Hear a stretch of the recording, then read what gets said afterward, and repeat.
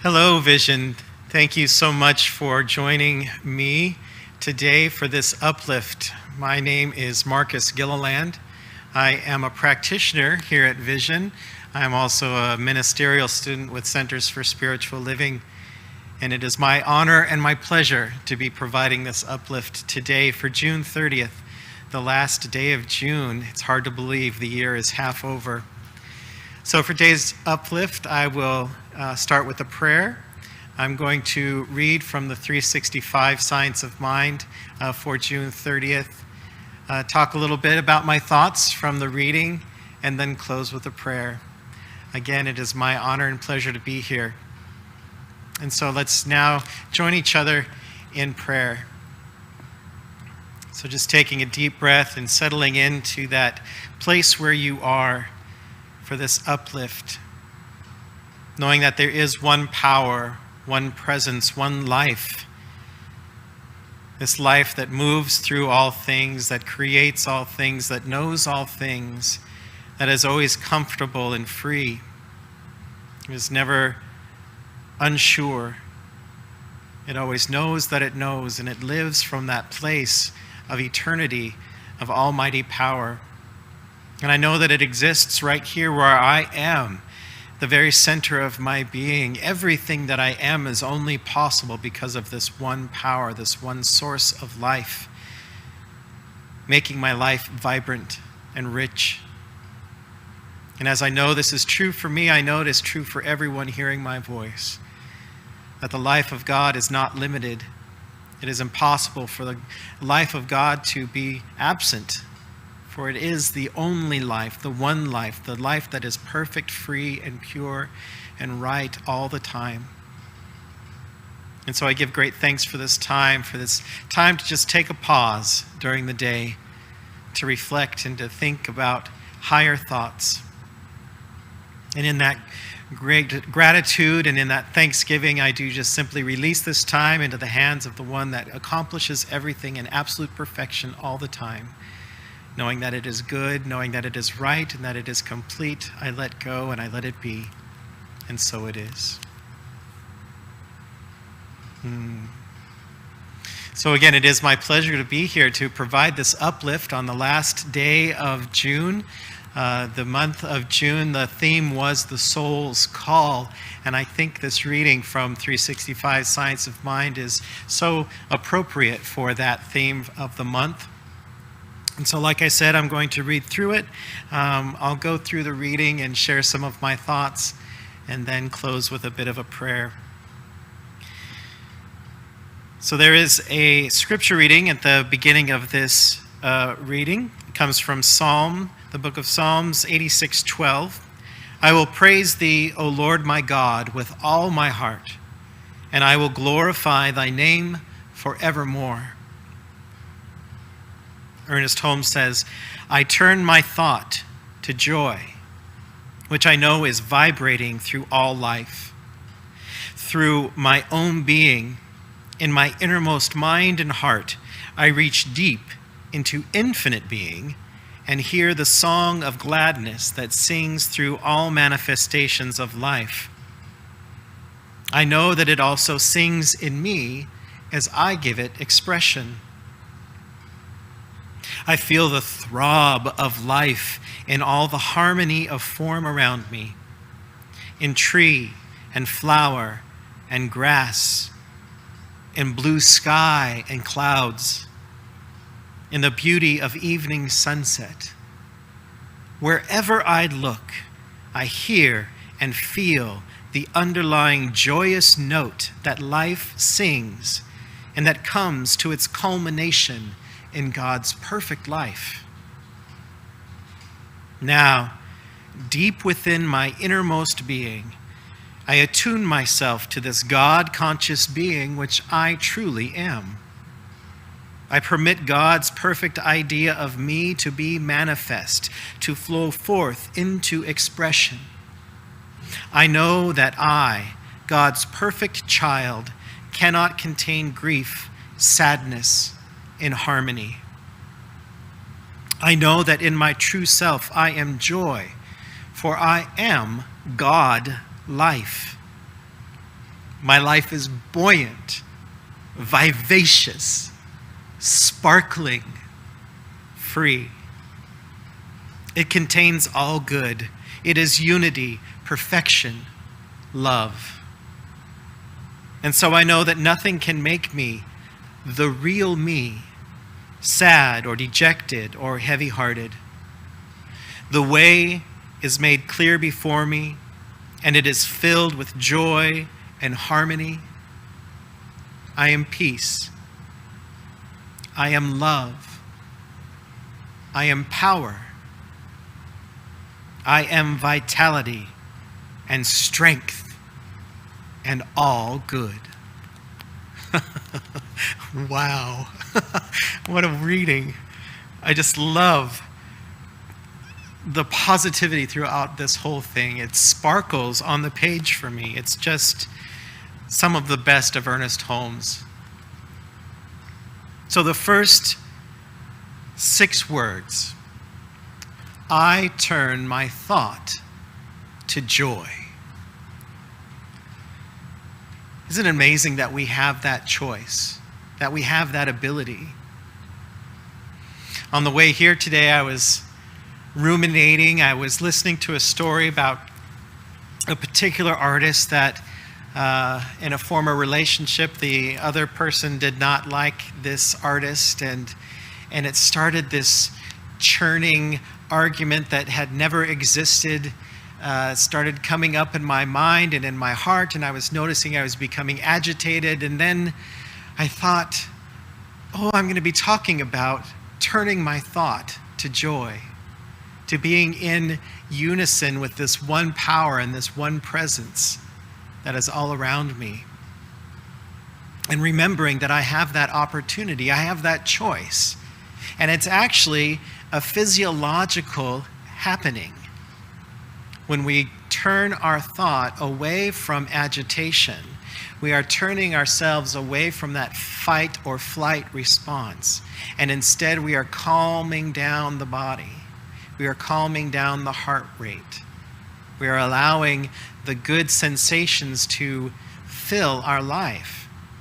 And sometimes you can actually feel this happening when you turn your mind away from that agitation and towards those qualities of God that are all supportive of one another.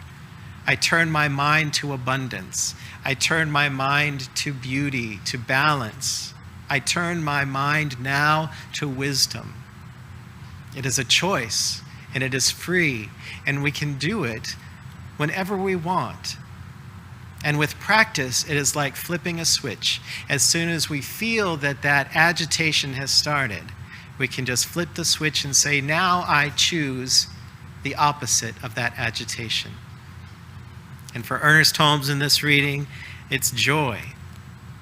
And it is that joy, it is that love that is indeed flowing through all of life around us. These dramas that we can create within ourselves truly only exist within ourselves. However, that vibration does tend to affect our environment around us. And over the course of time, it can lead to a manifestation. Isn't it good to know that we can choose a manifestation of joy?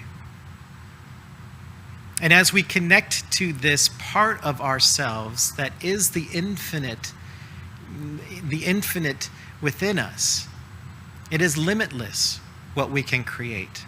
It is limitless in its power to move through us, to exist as us, to create the kind of life that we want to live. And in that sensation of turning away, there is that song of gladness that sings in us. And I hear some of you saying, well, Marcus, I don't sing. I don't know what a song of gladness feels like. I don't know what a song singing in me is. I'm not a musical person. You know what? That's okay. Because our expression in God's infinite wisdom is all our own. For some of us, it is singing. For some of us, it is baking. For some of us, it is crafting the perfect spreadsheet that looks just absolutely pristine on the screen. For some, it's coding computer language. For some, it is learning other languages. Whatever it is that thing that you do that is yours that creates that sensation of joy within you. And that is what the psalmist is talking about, of praising God. That sensation is praise. That sensation is that relationship that we have to the divine that is perfectly placed within us. And so I encourage you to seek out those places in your life where when you start getting involved with it, crocheting, putting puzzles together, gardening, cooking, whatever it is. So the psychologists call it being in the flow. It's when time simply starts to disappear and you are in that place of bliss and of joy. And when we are in that space, when we are able to connect with that part within us, then the world around us can change. When we look out the window, we can sense what Ernest Holmes calls the throb of life happening in the harmony of nature all around us, in trees and flowers and grass and the blue sky and clouds and the beauty of the sunset. How gorgeous all of this is. And knowing that when we tune into that part of us that is connected to the divine, that the world opens up for us. It's like in The Wizard of Oz when Dorothy has been in black and white in this drab dust bowl existence, and all of a sudden in the land of Oz, everything becomes technicolor and it just blossoms out in front of her in vibrant color and in richness. That is what it is like turning to the divine infinite being within us and living from that place. And when we get there, it's when Ernest Holmes says, now, when we're in that place, now, in my innermost being, I attune myself to this God-conscious being that I am. For that is the truth, that is the reality of what we are. We are God-conscious beings.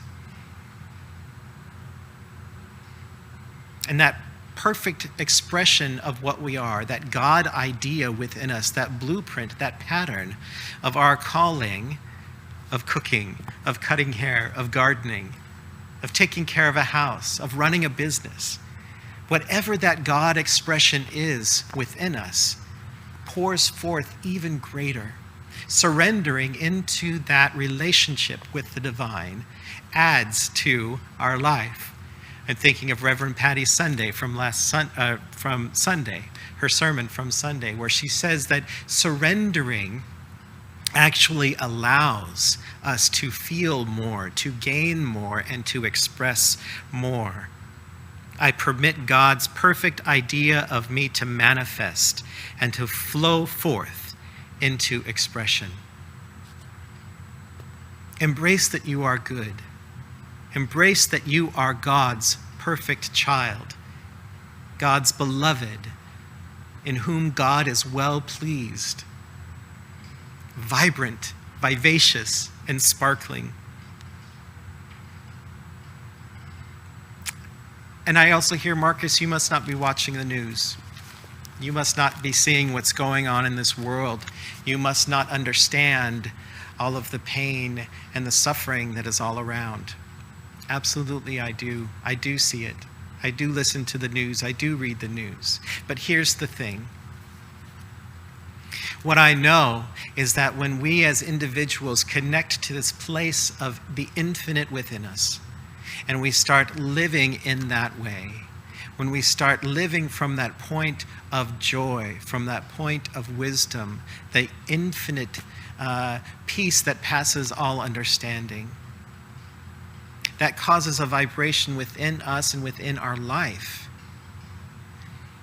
And so it starts here, it starts in the body, and that vibration then moves out into the home, into our relationships, into our neighborhoods, into our interactions at work.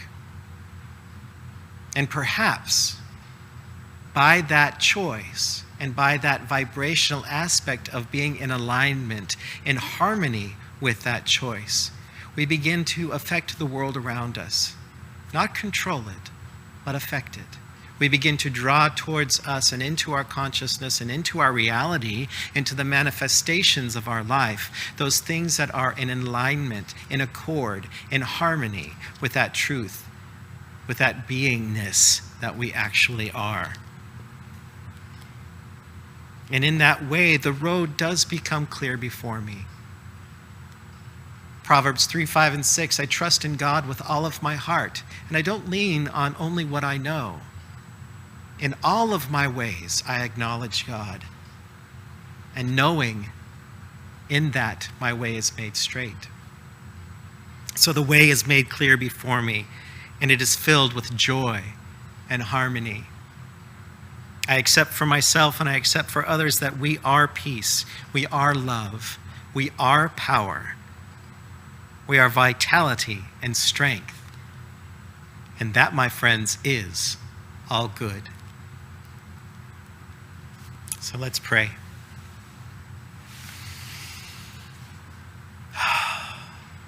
How good it is to spend time thinking about these things, to talk about these things, and to know the truth of it as my life and of the lives of everyone. And so I know that God is present here right now, that God was present yesterday, and God will be present tomorrow. For there is one life. It is the vibrant, vivacious, and sparkling life of God. And that life is perfect. And that life is our life right now. So I know this goodness, I know this richness, I know this abundance flowing out from each one of us in rippling waves, affecting the world around us in the all goodness that it is. And I give great thanks that this is so, that there is nothing that is forced by this. It just simply is the revelation of the truth of God in each one of our lives. And in that grace and in that peace, I simply let this go into the law, knowing it perfectly manifest. I let it be, I rest, and so it is. Thank you so much for joining me here today for Vision's Uplift. It has been a pleasure to be here. One more Uplift coming this Friday. Please do be sure to tune in and join us here July 4th at Vision, where we will be celebrating together and how good that is. That's all for now. Thank you so much. Goodbye.